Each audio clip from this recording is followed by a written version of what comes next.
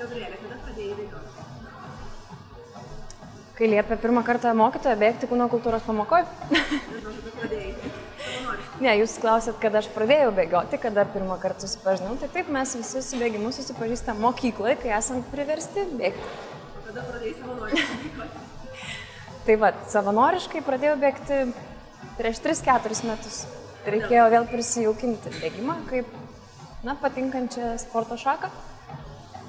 Kokia daina tave labiausiai užveda treniruoti?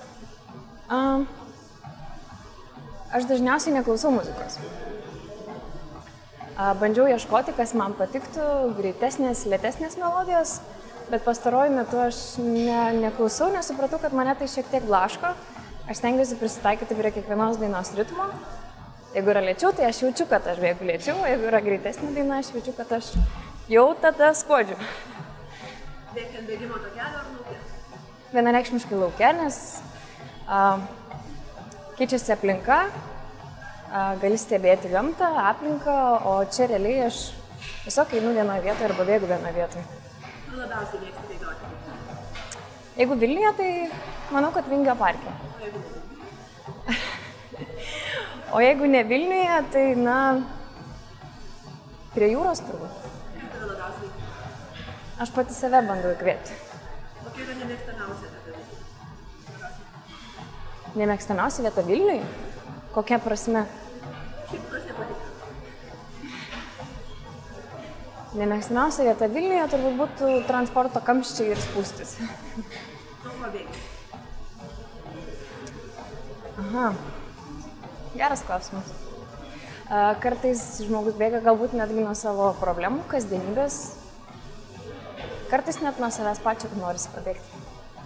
Geriau bėgti ryte ar vakare? Ryte. Geriau bėgti vienam ar dviese? Man geriau bėgti vienai, tada bėgi savo tempu, tokiu kokiu tu nori, bėgi savo maršrutu ir nereikia prisitaikyti. Savaitgalis geriau mieste ar gamtoje? Gamtoje. Jūra ar ežeras? Gal jūra? Aukštakulniai ar plokščiapadžiai? Plokščiapadžiai.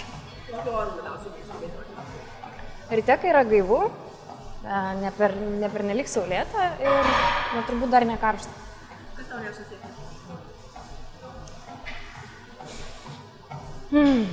Kas man neša sėkmę?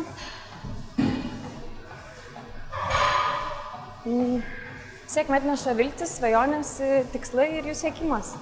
Su kokiu žmogum kartu norėtum nubėgti maratoną? Su savo mama. Kodėl? Nes aš ją kaip ir paskatinau pradėti sportuoti, rinktis kalanetikos treniruotės ir ji jau gal metus laiko man dėkoja, kad aš ją paskatinau ir dabar jie jaučiasi jau sportininkė, tai aš jau norėčiau įmesti ir bėgimo iššūkį.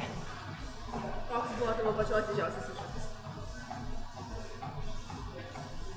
Pamilti bėgimą, jeigu mes kalbam apie sportą, O jeigu ne apie sportą? tada neišduosiu.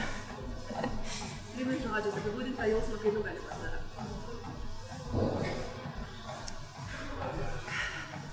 Tai yra nerealu. Kokie trys maisto produktai, kurie yra būtini bėgimui?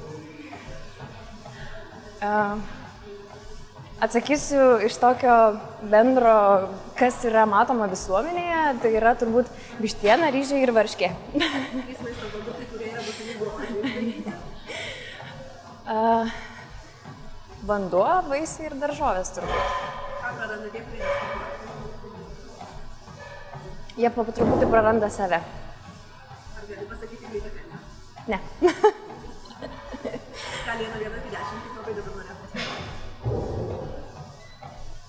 4 gal vertinčiau. Užbaig sakinį, kiekvienas yra savo gyvenimo kalnis. Nes jis tiesiog yra ir turi nusikalti savo gyvenimą tokį, kokį jis pats nori.